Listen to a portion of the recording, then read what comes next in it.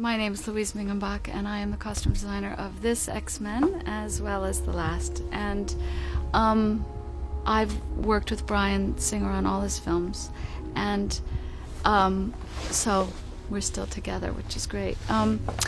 Basically, when we started this film, he asked me to make it look the same, because a lot of them are repeat characters, but different. You know, he wanted it all to kind of become more special.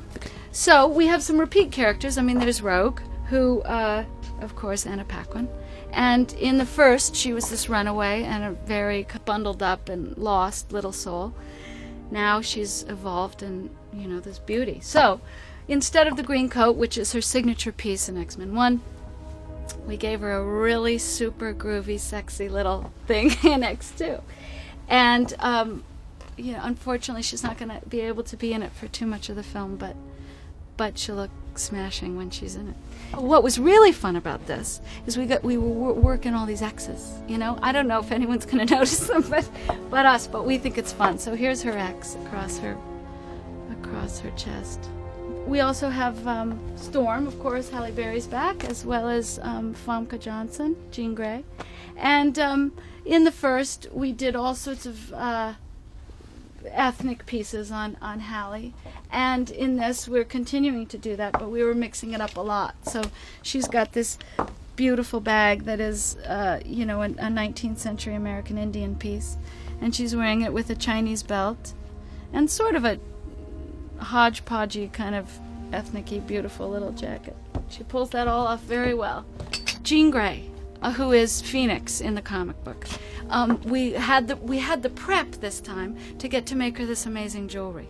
So we made, as an homage to the comic book, pieces of jewelry that are Phoenix rising, and we made this coat for her that unfortunately isn't hanging here because we're still working on it, with a huge embroidered phoenix rising up the back, and hopefully we'll get a shot of that in the film. You never know, but it's hard. Sometimes they don't really focus on the back, but it would be great if we could see it. And I know that all the X-Men fans would say, we know that's Jean Grey, Phoenix Rising. So we made her some beautiful jewelry as well, which we designed.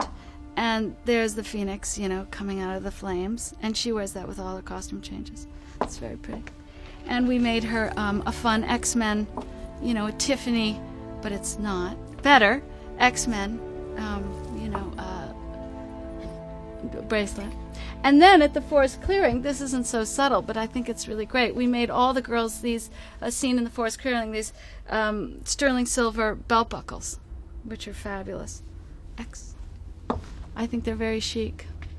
One of our new characters is Nightcrawler, played by Alan Cummings, and we're working on his stuff. It's a lot of prosthetics and a lot of pants that need to fit over tails, and it's a little bit more complicated than just dressing beautiful women.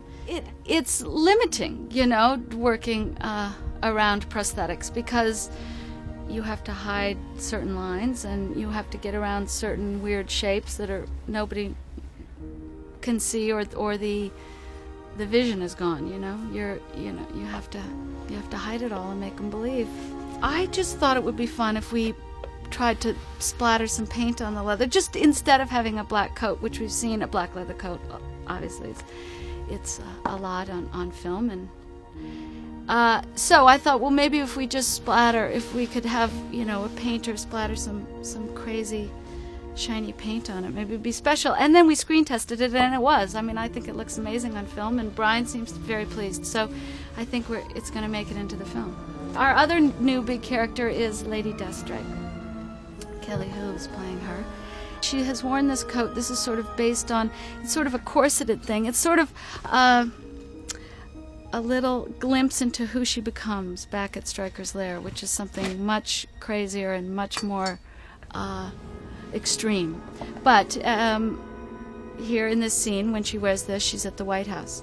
And I pushed it as far as I think you can push a jacket that somebody would wear to the White House. I mean, it's practically corseted, but I think maybe, you know, if you're a really sexy girl, maybe you would wear this. I don't think it's too far, but it's extreme.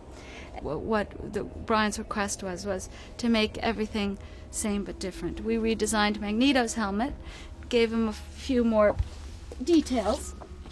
So that's happening. This wasn't quite what the first one was. Same but different. And his costume is back.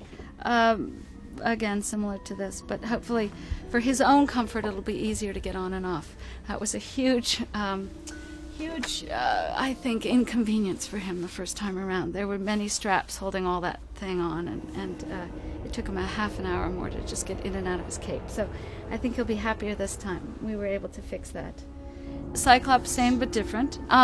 He streamlined glasses, things that I think everyone felt they were too big and too cumbersome in the first one, so they've been reworked and they're beautiful. And of course his character is he's sort of this stodgy Scot, so again he's stodgy Scot in this one. Of course there's Wolverine, and that's same but different as well. We redesigned his cool leather jacket, giving it a little bit more detail, a little bit more flair, and dressing Hugh is a lucky thing for a girl, right? He's great looking and lovely. So, but in classic Wolverine style, he doesn't change. He is who he is, and that's he's not a fashion plate. Xavier is is fancy pants, and he's got beautiful suits we had made for him, tailor-made, all custom. Of course, this is an interesting little thing about him, because he sits down through the whole film. We had to cut his suits to accommodate, to cut them lower. We had to cut the pants down, we had to cut the vest up. So he looks less rumpled when he's seated through the whole film. But when he stands up to go to the craft service table, he's got these pants that are cut down here. And his poor little vest looks like it's lost, it's the illusion is. But he looks great seated. So those are unfortunately, he said to me on the first one, he said, "Louise, I'd love to take some of these suits home, but I don't, they're not going to work in my real life." Unfortunately, they won't, because they are very beautiful. The Iceman is back, Bobby Drake, and now there's Pyro, and Jubilee has been kind of fleshed out in this number 2. And they're fun to dress, but unfortunately for me, so this movie takes place in so few days, 2 or 3 days, and the attack on the X-Mansion happens at night, and they get stuck in their damn pajamas, most of the film. So that it could have been more fun if they, had been attacked at dinner time. Everything, I should say, for the principals has been manufactured. We have everything you see here, plus all the jewelry has been made specifically for the film, down to jeans and pants and shoes, in fact, for the leads and for Magneto and things like that. The kids, on the other hand, are more ready to wear off the rack. I think it's a big mistake to make it look too dated, and it will look dated in 5 years, this film, if you deal strictly with the fashions of the times. So I try and do a little bit of everything, and mix it up, so that there's no time period. I mean, certainly there's references, historical references, but not fashion references, hopefully, that are too of the moment, because that's always a mistake for a movie like this. Then it doesn't say anything, and it doesn't stick X-Men 2 and pigeonhole it. It just becomes a timeless classic movie as well.